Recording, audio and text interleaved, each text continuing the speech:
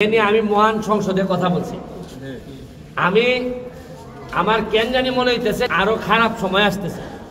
সুতরাং এই খারাপ সময় মোকাবেলার জন্য আপনাদের প্রকৃত প্রতিনিধি এবং যোগ্য নেতা তৈরি করা জরুরি। আমি যতদিন এমপি আছি কোনো আওয়াজ নাই, বক্তব্য খালি ঘন্টার পর ঘন্টা ইতা নাই, কাজ দিবায়।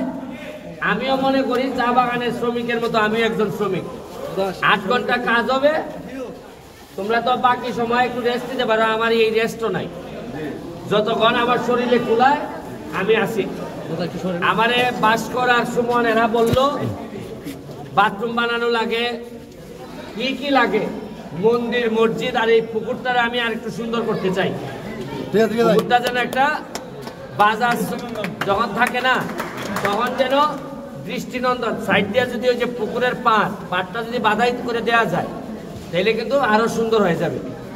আমি ধীরে ধীরে সব করব, আপনারা শুধু আমাকে একটু সহযোগিতা করবেন। আমার সহযোগিতা আমি চাই যে চুনারঘাটে আমি যেভাবে নেতা হয়েছি, আমি যেভাবে এমপি হয়েছি, আমার মানুষ কি জন্য ভোট দিছে, মনে করছে যে লোকটা কাজ করবে, লোকটা আমার টাকা মারবে না, লোকটা কোনো 2 নম্বরই করবে না। এই কারণেই তো আমার মানুষ ভোট দিছে। ঠিক একইভাবে যেন আরো যত ভোট আছে এই ভোটগুলা যেন এই বিবেচনা করে আপনারা নেতা বানান। এখন দেখা গেল আমি বরাদ্দ নিয়ে এলাম, এখন আপনার চেয়ারম্যান যদি সৎ না হয় তাহলে আমের টাকা যাইব, মেম্বার যদি সৎ না হয় এর টাকা দিব, আমি এর টাকা লইয়া আটা শুরু করবো। এর মানে সৎ মানুষ, ভালো মানুষ যেন নেতা হয় এটা আপনারা খেয়াল রাখবেন। এবং বঙ্গবন্ধুর সোনার বাংলা বানাইতে গেলে সৎ মানুষ লাগবে, সোনার মানুষ লাগবে। আর মুখে মুখে খালি কথা আর কাজের সময় কাটিং এটা আর চলবে না। মজা মারে ফজা পাই আর আমরা খালি মজা পাই, এটা আর হইতো না। ঠিক আছে নি? আমার যা লাগে চেয়ারম্যানের মাধ্যমে, আমার খুব কাছের ছোট ভাই রুমন, চেয়ারম্যান ভাস্কর, সুমন সব মিলাইয়া এই চাঁদপুরের উন্নয়নের স্বার্থে, চাঁদপুরের মানুষের প্রতি আমার ঋণ কখনো পরিশোধ হওয়ার না। যেভাবে আপনারা আমারে ভোট দিচ্ছেন এই ঋণ আমি কোনোদিন পরিশোধ করতে পারবো না। আপনাদের উন্নয়নের স্বার্থে সব এক জায়গায় হয়ে কি করলে ভালো হবে খালি আমারে জানাই দিবেন। আমি যেভাবে পারি তদবির করে বরাদ্দ নিয়ে আসবো আর আপনাদের কাছে এটা আমি হস্তান্তর করবো। এটাই আমি মনে করি এমপি হিসাবে আমার একমাত্র দায়িত্ব।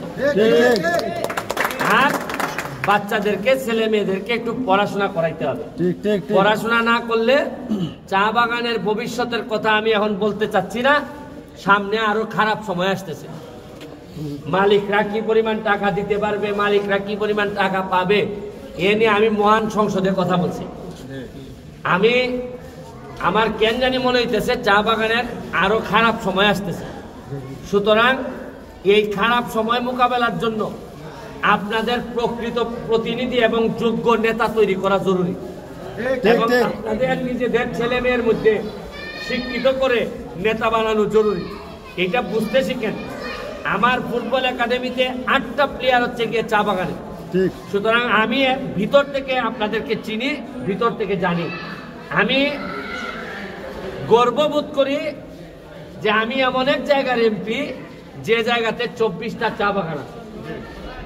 এই কথা বললে সারা বাংলাদেশের মানুষ আমারে সম্মান করে।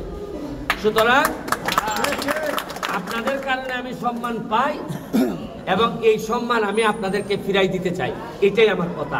আপনারা জননেত্রী শেখ হাসিনার জন্য আশীর্বাদ রাখবেন। জয় বাংলা, জয় বঙ্গবন্ধু। আপনার খুব প্রিয় দিন। ওকে,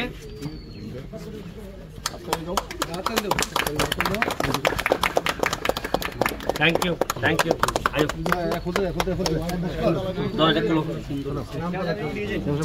সব জিনিস আপনারাই শিক্ষা এগুলা। Thank you, thank you. আশীর্বাদ রইল, আরো অনেক কাজ হবে, অনেক কাজ হবে। ভিতরটা দেখে না ভাইয়া। বিশ্বাস আছে।